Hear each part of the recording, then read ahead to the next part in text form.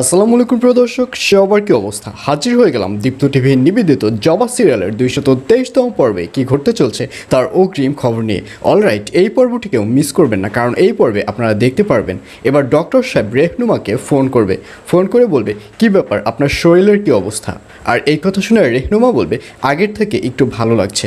তখন ডক্টর সাহেব বলবে আজকে আসুন না, আবারও একটা চেক আপ করে নিন। তখন রেহনুমা বলবে না, টানা 2 দিন আপনার ওখানে যাওয়া হয়েছে, আমি চাই না এই ব্যাপারটি অন্য কেউ জেনে ফেলুক। আজকেও যদি যাই তাহলে ব্যাপারটি অন্য কেউ জেনে ফেলতে পারে। আর এই ধরনের কথা যখন ডক্টর সাহেবের সাথে রেহনুমা বলবে তখন লুকিয়ে লুকিয়ে জবা সকল কথা শুনে ফেলবে এবং জবা মনে মনে ভাববে আসলেই তো আমার শাশুড়ি এবং আমার চাচি যে কথাগুলো বলেছে কথাগুলো তো একদম সঠিক। তারা বলেছিল যে রেহনুমার চরিত্রে নাকি সমস্যা রয়েছে, তার নাকি পরপুরুষের সাথে সম্পর্ক রয়েছে।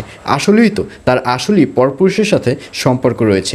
আমি আর রেহনুমার সাথে মিশব না।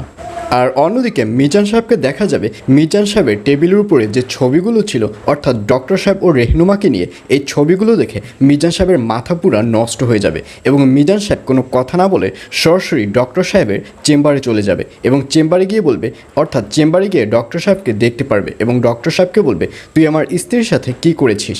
আর এই কথা শুনে ডক্টর সাহেব বলবে আপনি একটাও বাজে কথা বলবেন না। আর এই কথা শুনে মিজান বলবে আমি বাজে কথা বলছি? তুই সত্যি করে বল আমার স্ত্রীর সাথে তুই কী করেছিস।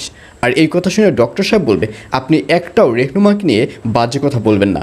আর এই কথা শুনে মিজান সাহেব বলবে তোর এত বড় সাহস, তুই আমার ওয়াইফকে অর্থাৎ আমার স্ত্রীকে নাম ধরে ডাকছিস। আর এই কথা শুনে ডক্টর সাহেব বলবে আপনার কথা শুনে মনে হচ্ছে আপনার মধ্যে শিক্ষার একটু পরিমাণেও নেই। আপনার মধ্যে যদি শিক্ষা থাকতো তাহলে আপনি এই ধরনের কোনো কথাই বলতেন না। তুই আমার শিক্ষা নিয়ে কথা তুলেছিস, আমি কতটুকু শিক্ষিত সেটা কি তুই জানিস? এই বলে ডক্টর সাহেবের কলার ধরবে মিজান সাহেব। আর এটি দেখে ডক্টর সাহেব বলবে আপনার সাহস কত বড় হয়েছে, আপনি আমার কলার ধরেছেন। আর এই কথা শুনে মিজান সাহেব বলবে তোর কলার ধরেছি তো কি হয়েছে।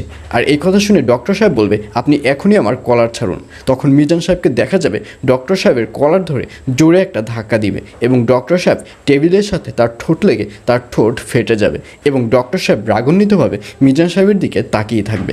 আর এছাড়াও থাকবে আরও আশ্চর্য সকল ঘটনা। সুতরাং সবাইকে জবা সিরিয়ালের আগামী পর্ব দেখার আমন্ত্রণ রইল।